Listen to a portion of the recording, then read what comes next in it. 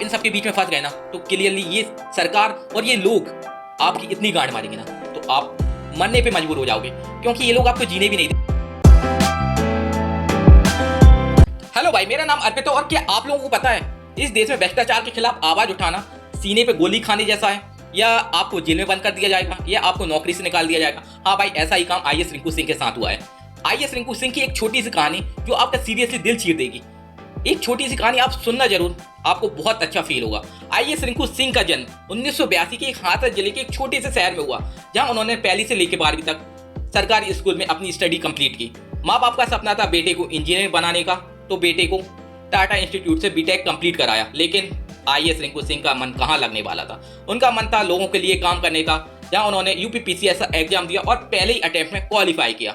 यहाँ यूपी कार्डर मिला और जब उनकी ज्वाइनिंग हुई तो कई घोटाले उनके सामने आए, लेकिन सबसे बड़ा घोटाला छात्रवृत्ति घोटाले का था, जहां गवर्नमेंट के कई स्कूली बच्चों को छात्रवृत्ति दी जाती थी, लेकिन कई रंगडालों ने ना इस घोटाले को बहुत बड़ा कर दिया था। ये घोटाला रिंकू सिंह के सामने जब आया ना, ये 100 करोड़ का माना जा रहा था। जब इन्होंने अपनी जांच शुरू की तो कई मंत्री अफसर इस घोटाले में शामिल थे, लेकिन भैया आग से खेल रहे थे आप।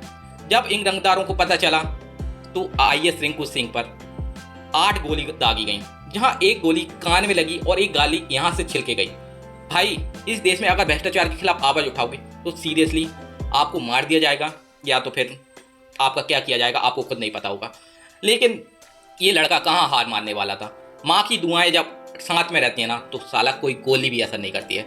रिंकू सिंह को पूरी तरह से सख्त होने के बाद फिर से उन्होंने 2021 में यूपीएससी एग्जाम दिया, जहां उन्होंने यूपीएससी एग्जाम क्रैक कर लोगों को बताया कि कभी हार नहीं माननी चाहिए। लेकिन भैया यूपीएससी क्रैक कर इनको ये नहीं पता था कि भाई आगे होगा क्या। सरकार का क्लियरिफाइड सीधा आदेश था कि इनको फील्ड वर्क नहीं करने दिया जाएगा। कई महीनों से बताया जा रहा है कि उनको फील्ड वर्क नहीं करने दिया गया, जहां वो पूरी तरह से हताश हो गए थे और उन्होंने बोला कि जब मुझे कोई फील्ड वर्क नहीं करने दिया जा रहा तो मैं हराम की तनख्वाह क्यों लूं सरकार से। भाई, ऐसा ही काम अगर हर एक अधिकारी का हो जाए ना कि बिना काम के मैं वेतन नहीं लूंगा तो ये देश ना बहुत तरक्की करेगा। लेकिन भैया हराम की तनख्वाह, इस देश में 100 में से सिर्फ एक ही लोग होता है ना जो हराम का वेतन नहीं चाहता, लेकिन 99 लोग यही चाहते हैं कि हराम का वेतन मिले, लोगों के लिए काम ना करना पड़े।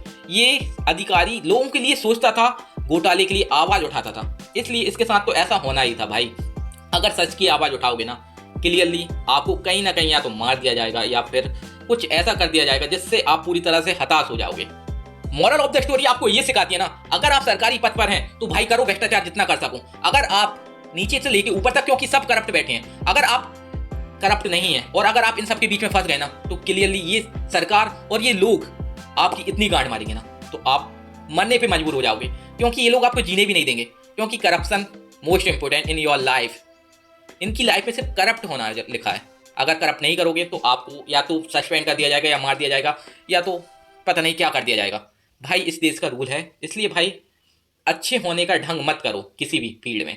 जितने बुरे बनोगे उतना ही आपको रिवॉर्ड मिलेगा, उतना ही आपको सरकार पसंद करेगी, उतना ही आपको इस देश के लोग पसंद करेंगे। अच्छे बनोगे तो लोग भी नफरत करेंगे, सरकार भी नफरत करेगी और आपकी फैमिली भी नफरत करेगी। तो प्लीज़ अच्छी लगे तो एक लाइक और एक सब्सक्राइब जरूर करना।